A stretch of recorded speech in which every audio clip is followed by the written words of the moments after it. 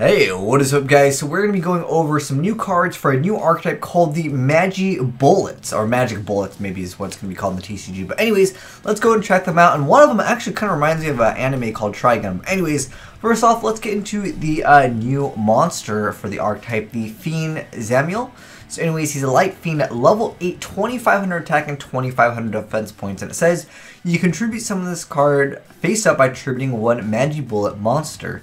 You can only use this effect's second effect once per turn, and the first effect says you can activate a Magic Bullet spell or trap cards from your hand during either player's turn. Wow, that's...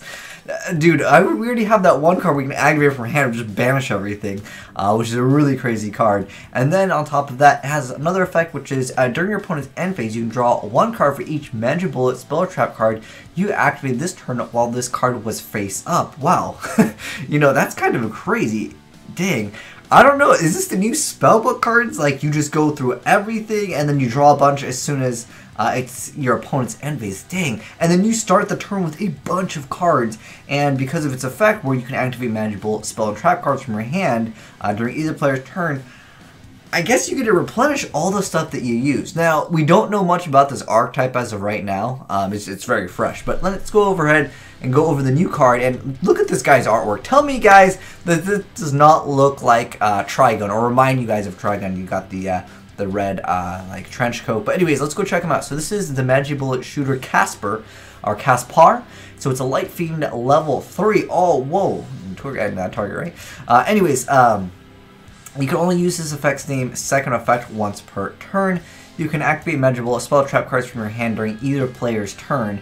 And the second effect is if a spell or trap card is activated in the same column as this card, you get to add one Magic Bullet card with a different name from a card from your deck to your hand. Now, this one doesn't let you tribute summon it during either player's turn. Maybe there's like a field spell allows you to do that. I know that there is a Monarch's Escalation, or Escalation of the Monarchs. I believe there's a card that lets you tribute during your opponent's turn, but I don't know. That could be kind of cool because you could go for this guy, right? So if your opponent activates something, as long as it's in the same column, you're able to just go ahead and be like, okay, I'm going to go ahead and force out the ability to draw a card, and then I can get rid of this card, go for this guy, and then each Magic Bullet spell card you activated this turn, oh, it's while this card was face up. So you guess you wouldn't get the, a card if this guy was on board and you like activate something to bring out this guy. But I still think it's kind of cool. That's very interesting.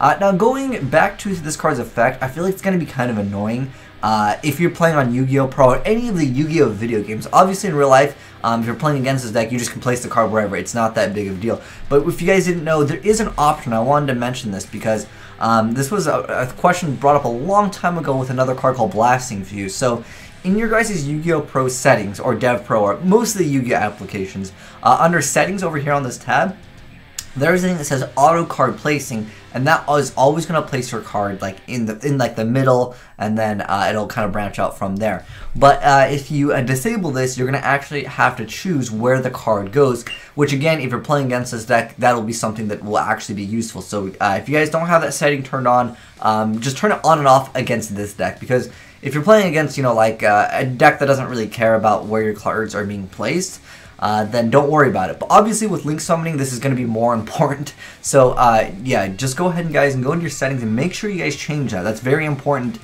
for either link summons, but there's going to be another, I'm sure there's going to be an update for Yu-Gi-Oh! Pro. And like I said, guys, I mentioned this a while back ago, but Yu-Gi-Oh! Pro 2 will be a new application that will be coming out, and like once it gets its Percy version, I will give you guys the full link to download it, and I'll make like a tutorial on that. But for right now, once Link Summon comes out, yeah, keep that in mind on your Yu-Gi-Oh! Games, that there is a way to select where your cards go, because obviously you need that against that. Now going back to like, well, I guess I don't think Tour Guide would be a good target, but anyways, let me go into Tour Guide. I just want to see, like, I was looking at Magic Bullet, Magi Bullet. It looks like there's only these two guys right now for this archetype, but going back, a Tour Guide can actually bring out this guy, right? Because this is just it just has to be level 3 Fiend monster. Now I am aware that it does negate its effect, but I don't know if this whole archetype is all about fiends. Maybe you can utilize that. Maybe that would be a good use for Tour Guide over there. And then I think we're talking about Escalation of the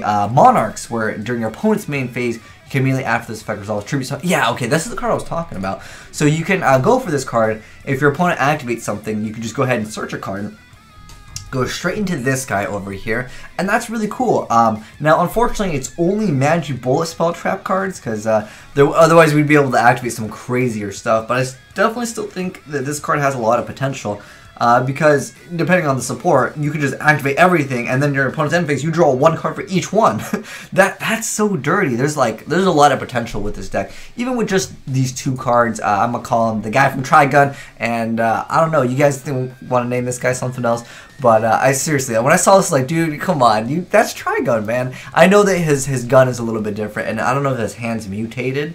But it just reminds me of Trigun way too much. But anyways, let me know, guys, your thoughts on these, and if you guys got any cool combos or ideas with these, I would love to know down below in the comment section below to try them out for you guys later on.